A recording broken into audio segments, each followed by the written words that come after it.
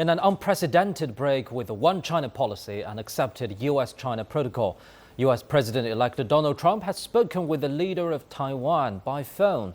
Trump's transition team says Tsai Ing Wen and Donald Trump discussed economic and political ties, with Tsai congratulating Trump on his election victory. The telephone call is believed to be the first between a U.S. president or president-elect and the leader of Taiwan since 1979. Trump said on Twitter that he was called by Tsai Ing Wen. The United States has no diplomatic relations with the island and has maintained its support for the One China policy for more than 40 years. The mainland has long opposed official contact in any form between Washington and Taipei. Chinese Foreign Minister Wang Yi has reiterated China opposes any move to separate the country, but he did not mention the phone call between Tsai Ing Wen and Donald Trump.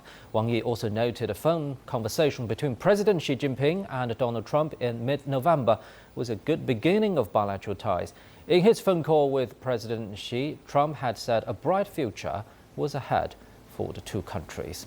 For more on that, earlier we talked to our correspondent Daniel Ranches in Washington, D.C. The Obama administration has responded by making it very clear, quoting Ned Price from the White House, "There's no change to our long-standing policy on cross-straits issues. We remain firmly committed to our One China policy based on the three joint communiques in the Taiwan Relations Act. Our fundamental interest," says Ned Price, "is in the peaceful and stable cross-straits relations."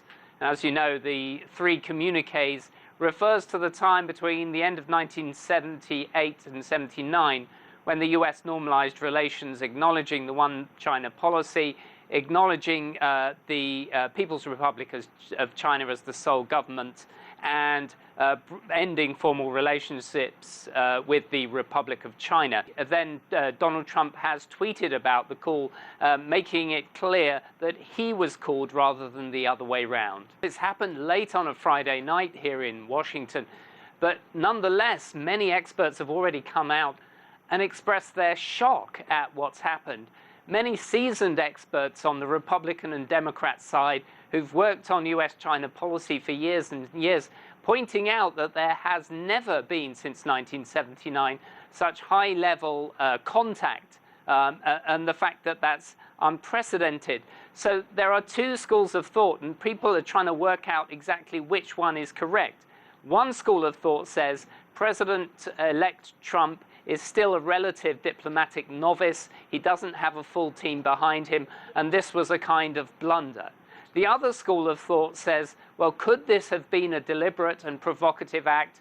But Kellyanne Conway, Donald Trump's spokesman, who always clears up a lot of Donald Trump's messes when he speaks out of turn, has made it clear that Donald Trump was in no means trying to craft policy before he got into office. But I think there is probably going to be a need for the Trump transition team to further clarify what was meant by this call, given the high level of sensitivity on U.S.-China relations related to this issue.